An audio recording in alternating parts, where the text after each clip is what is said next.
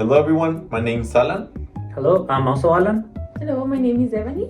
My name is Jessica. and we're Group 10. And today we're going to be presenting health impacts of pharmacological versus non-pharmacological intervention on patients with chronic diseases. Okay, so you can see right here we have our table of contents. We have the introduction, the case study, the Pickett statement. Also, we have the research methods, the synthesis of evidence.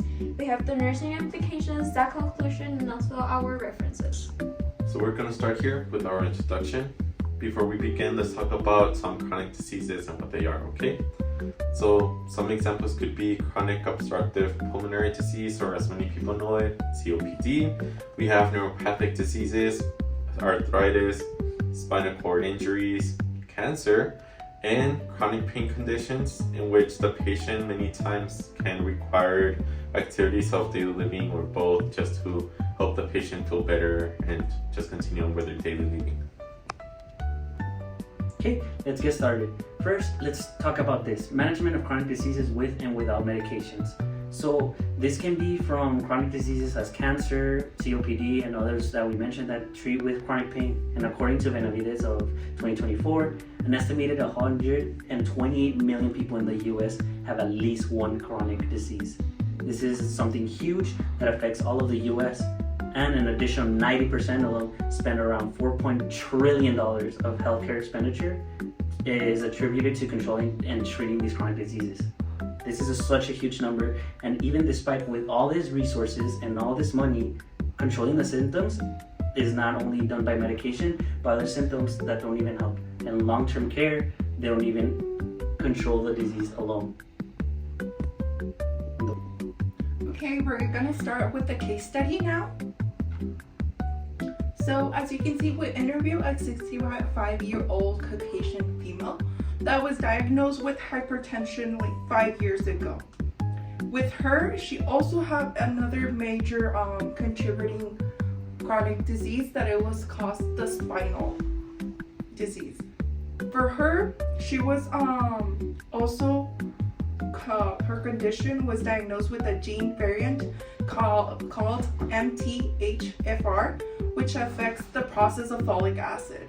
She also has vitamin D deficiency with the spinal stenosis, the back pain, that's her chronic pain.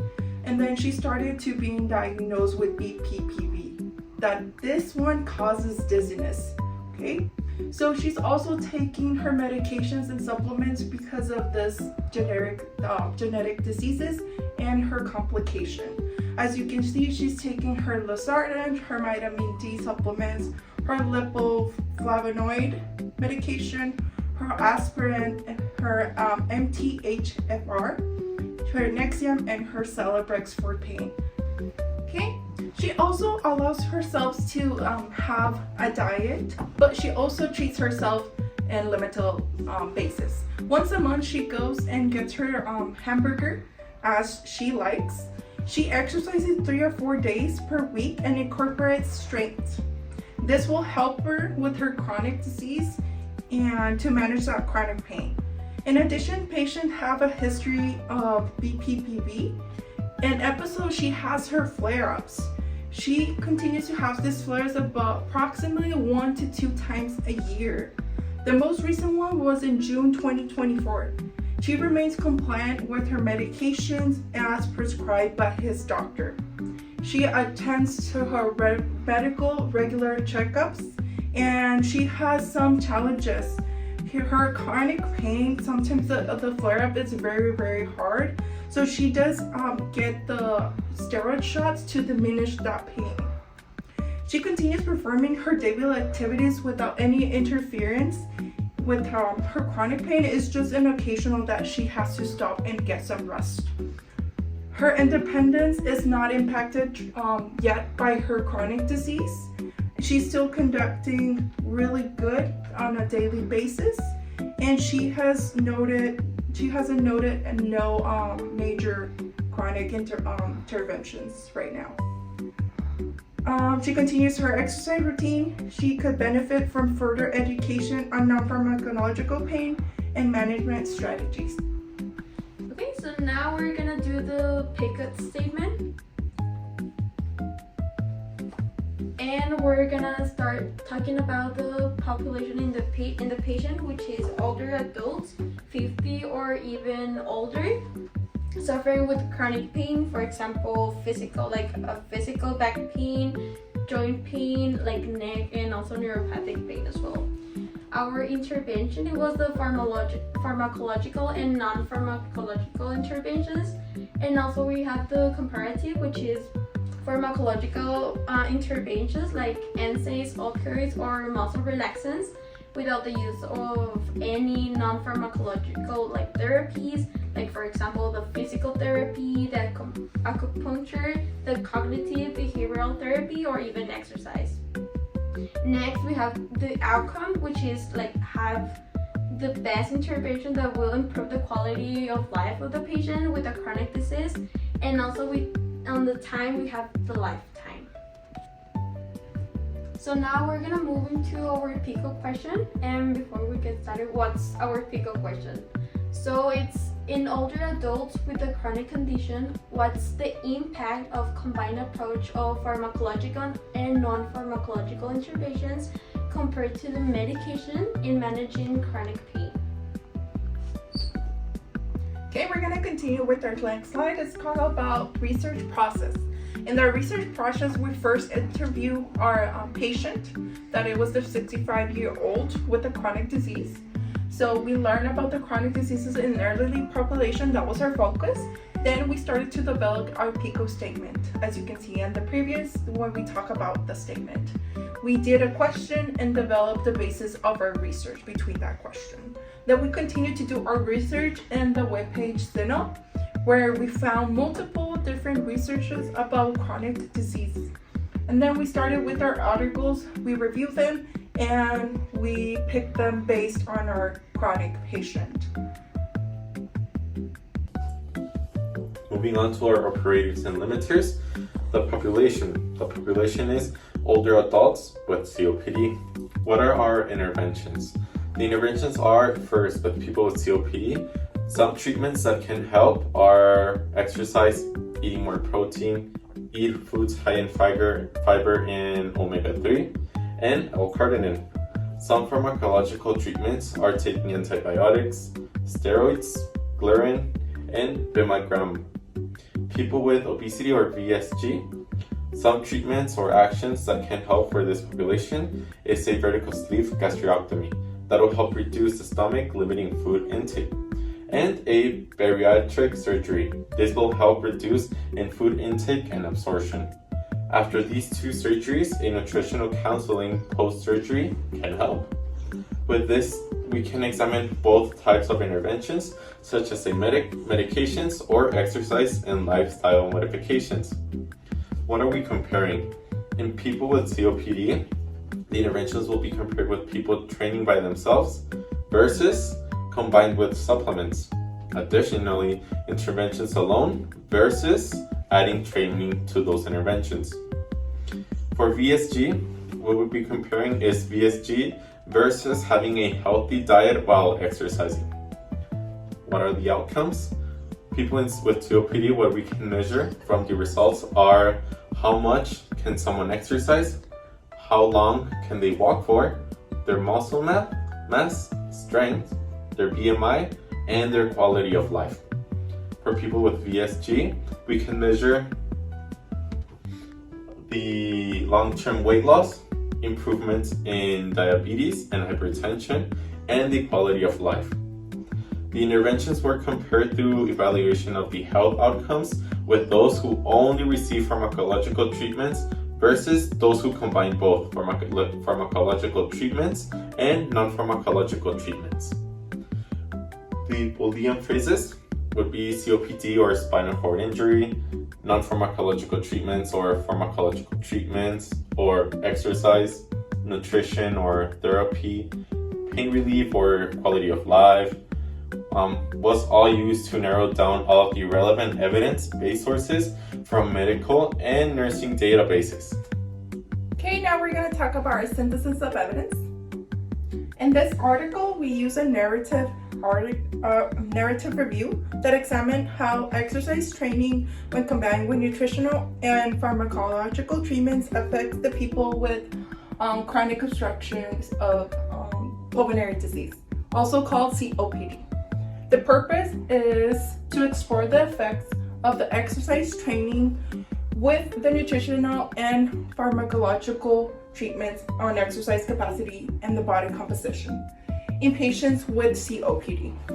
Then we used our sample of 8 randomized controlled trials.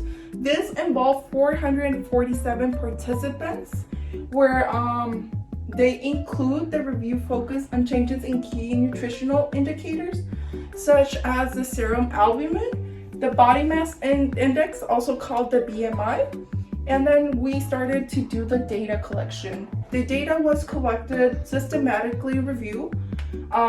We gathered the studies that investigated the effects of exercise training combined with the nutritional or pharmacological treatments or interventions. Our major findings with this article, we combined the exercise training with nutrition or pharmacological interventions.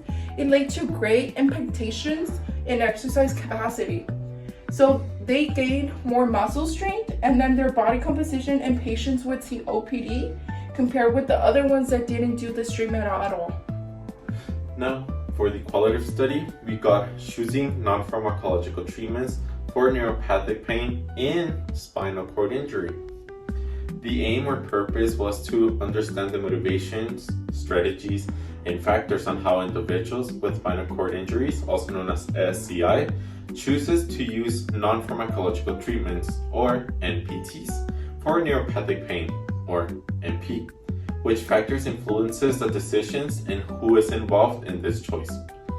For the sample, in total we got 12 people responded and 4 did not meet inclusion criteria, leading to 8 participants in total. Data collection. The data collection happened on December of 2022 to August of 2023. Information collected was sex, age, education level, the onset of SCI, and NP was collected as well. Information was collected by the phone calls and interviews. What were the major findings? Well, the major findings were that participants started taking NPTs to relieve their pain. Participants used a strategy to reach a choice of treatment. The steps people take in their journey and the influencing factors of these steps will determine the outcome. Okay, now we're going to start with our descriptive study. So our descriptive study, it's the use of herbal decoction and pharmacopuncture in individuals with chronic diseases.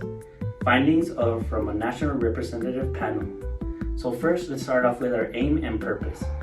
The study is aimed to analyze the Korean Health Panel annual data from 2019 to investigate factors related to use of non-insured Korean medicine, which is KM, treatment among individuals with chronic diseases. So our sample size is pretty big. It's going to be 6,159 adults aged from 19 and older with chronic diseases who receive outpatient Korean medicine treatment at least once in 2019. Okay, so our data collection works with being obtained from the Korean Health Panel annual data from 2019, which involve face-to-face household interviews. These are conducted with our patients and some of the individual studies that people did. Our major findings, and 10% and 10.4% use basic insured KM treatments, and 4.24% use herbal decoction, and 3.05% use pharmacopuncture. Economic, health, and related factors influence the choice of the KM treatments. This study suggests the need for policy consideration in the KM insured coverage. Okay, so now we're gonna move on to the nursing implications. And we're gonna start with the patient indication, which is gonna be the most important thing that we have to do as nurses. The second one that we have is teach about both medications and also non-medication treatments. We're gonna help to manage symptoms and how to promote independence on the patient as well. We're gonna adhere to prescribed medication. Also, the non-pharmacological care improves life. For example, exercise, diet, nutrition, like breathing exercise as well. The next one, it's gonna be the money matters. So some patients need alternative treatments due to financial issues or financial problems. Now we have to help to connect patients with resources or support programs. And the last one that we have is evaluate what works in the long run. Okay, so now we're going to start with our conclusion. Okay, so managing chronic diseases prevents a significant challenge for both the patient and the healthcare workers, requiring comprehensive approach of the symptom release and overall well-being, because you need a perfect balance between both. While pharmacological interventions play a crucial role in the managing of pain and disease progression, and can cause side effects, dependence, and potential health complications like every medication can. And additional non-pharmacological interventions include physical therapy, lifestyle modifications like diet, and complementary therapies, also like acupuncture, offer patients an alternative strategies to improve the function, manage symptoms, and enhance the independence or quality of life. However, accessibility to adherence and delayed onset or benefits remain barriers to the widespread adoption, and this is why certain medical interventions don't go along with the patient care. Additionally, the findings discussed in this paper highlighted the importance of individualized treatment plans that consider both benefits and limitations of pharmacological and non-pharmacological therapies. That's why both of them can become very important for the patient. Nurses must educate, advocate, and support the patients in making informed decisions about the patient's health. By integrating evidence-based interventions and addressing socioeconomic barriers, which can be very important for some of the patients, healthcare professionals can optimize treatments, outcomes for individuals with chronic conditions.